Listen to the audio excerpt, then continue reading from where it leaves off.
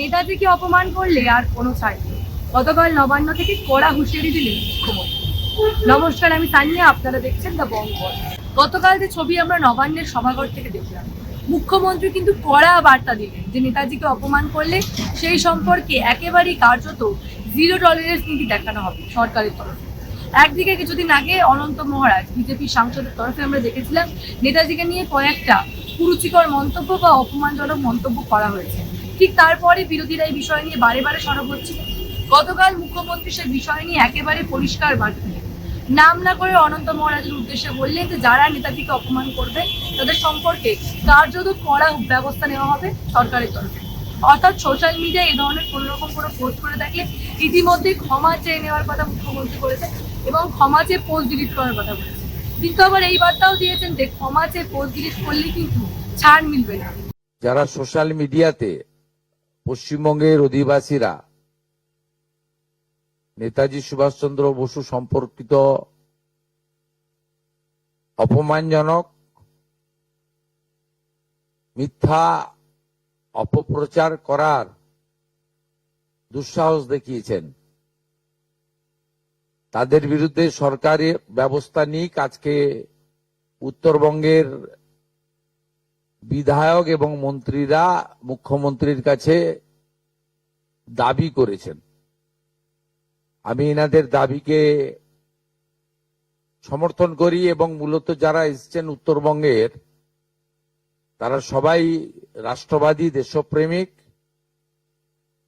এবং সনাতন সংস্কৃতিতে বিশ্বাস করেন এবং রাজবংশী সম্প্রদায়ের মানুষ। এরা প্রত্যেকে চান যে পশ্চিমবঙ্গ সরকার, পশ্চিমবঙ্গের পুলিশ কঠিন এবং কঠোর ব্যবস্থা নিক। নেতাজিকে নিয়ে যে কোনো কুরুচিকর মন্তব্য সোশ্যাল মিডিয়ায় করলে, কোনো পোস্ট করলে কিংবা কোনো এই ধরনের কোনো পোস্টে কমেন্ট করলে কার্যত ব্যবস্থা নেওয়া হবে। পুলিশ এবং প্রশাসন অ্যাক্টিভলি ব্যবস্থা নেবে। কেবলমাত্র কলকাতা পুলিশ না, এই বিষয়ে সিআইডি থেকে শুরু করে একেবারে বেঙ্গল এসটিএফ সকলেরই কিন্তু সাহায্য নেওয়া হবে প্রয়োজনে। অর্থাৎ কে পোস্ট করেছে, কারা সেই পোস্টে কমেন্ট করেছেন এবং পোস্ট ডিলিট করে দেওয়ার পরে যাতে সেই তথ্য পাওয়া যায়, সেই সমস্ত বিষয় কিন্তু বর্তমানে রাজ্য প্রশাসন একেবারে নজরদারি করবে। এই বার্তায় কিন্তু গতকাল নবান্নের সভাঘর থেকে মুখ্যমন্ত্রী দিয়েছেন। যেখানে অভিযোগ আমরা পেয়েছি ভারতীয় ন্যায় সংহিতা অনুযায়ী সেকশনে কেস হবে। ফেসবুককে এবং সোশ্যাল মিডিয়ার যে প্ল্যাটফর্ম আছে তার যে সিস্টেম আছে সেটাকে আমরা রাজ্য সরকারের পক্ষ থেকে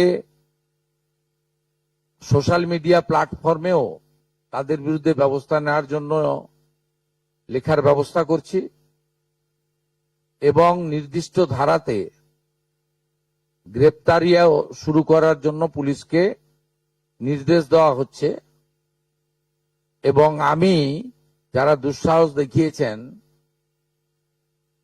তাদের কাছে অনুরোধ করব, অনুরোধ ঠিক নয়, পরামর্শ দেব। একদিকে তো পুলিশকে আমি নির্দেশ দিলাম, অন্যদিকে বলবো যে তারা যে দুঃসাহস দেখিয়েছেন এই দুঃসাহস ভালো না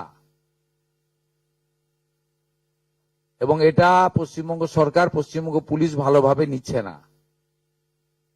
আপনারা অবিলম্বে ক্ষমা চেয়ে পোস্ট করুন, নিজেদের পোস্ট ডিলিট করুন। অন্যদিকে গতকাল বিধানসভা থেকেও কিন্তু মুখ্যমন্ত্রী বড় ঘোষণা করেছেন, প্রত্যেকটা বিধানসভায় একটি করে বিধায়ক সেবা কেন্দ্র হবে এবং সেই বিধায়ক সেবা কেন্দ্রের নাম কিন্তু নেতাজির নামে রাখা হবে। এমন ঘোষণায় গতকাল বিধানসভা থেকে মুখ্যমন্ত্রী করেছেন। তারপর থেকে কিন্তু বিভিন্ন মহলে আলোচনা শুরু হয়ে গেছে।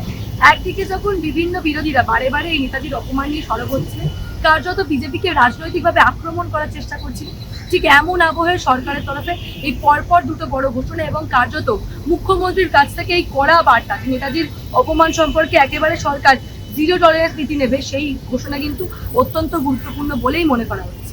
এই ধরনের যাবতীয় আপডেটের জন্য চোখ রাখুন দ্য বঙ্গ ভয়েসে এবং অবশ্যই আমাদের চ্যানেলটিকে সাবস্ক্রাইব করুন।